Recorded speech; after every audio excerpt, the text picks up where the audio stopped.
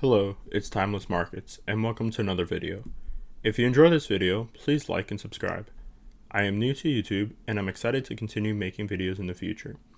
It would mean the world if you could share this video with a friend and comment with any suggestions or ideas for future videos. Thank you. On May 28th of 2025, NVIDIA beat earnings estimates despite fears of a miss or a weak increase. This earnings beat signals continued growth despite recent headwinds and economic turbulence surrounding semiconductors and tariffs. However, the outlook for NVIDIA has disappointed investors as the company is bracing for more headwinds and a bit slower growth than previously expected.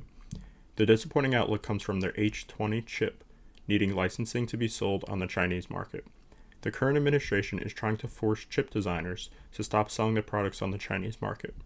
Therefore, these companies will have to take a temporary loss while finding new ways to make up the difference.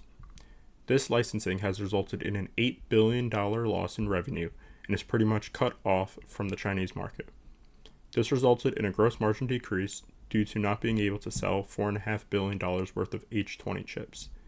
Yet, future growth margins are expected to be above the 70% mark, and operating profit is expected to stay within the 30% range.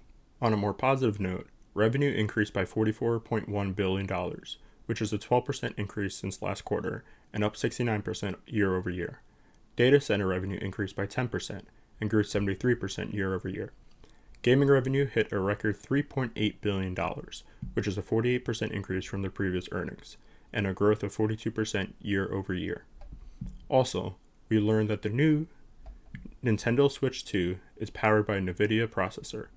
This adoption of NVIDIA processors hammers home their dominance in the gaming market and the very high quality and performance metrics of their chips. NVIDIA's professional visualization and automotive robotics revenues were virtually the same from the last quarter, with both seeing very slight decreases. Year over year, they increased 19% and 72% respectively. NVIDIA is working with General Motors for upcoming vehicles, robotics, and factories. This could lead to increased productivity and decreased costs from GM, which investors will love. Despite these positive outlooks, NVIDIA fell 0.51% or 0.69 points at the closing bell. This fall was due to the Fed showing a recession as almost as likely, according to the bank's May 2025 minutes.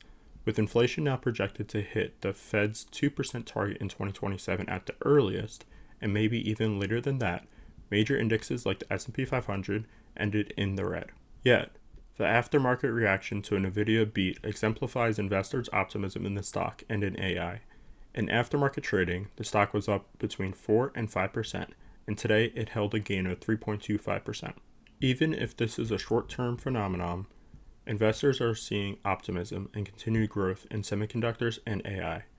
With an average price target of $163.01 and a closing price of $134.81, according to Yahoo Finance, average investors are seeing over 20% upside in their stock price. Over the last year, NVIDIA has been in a period of price consolidation, with a range between $86 and $153 per share. Will this be the moment when NVIDIA gains momentum and breaks out into a run of price growth, or is this another chapter in their consolidation and slow pullback from massive growth spikes? Only time will tell. If you guys have made it to the end, please comment with your opinion. I would love to hear what you guys think. Thank you, and see you in the next one.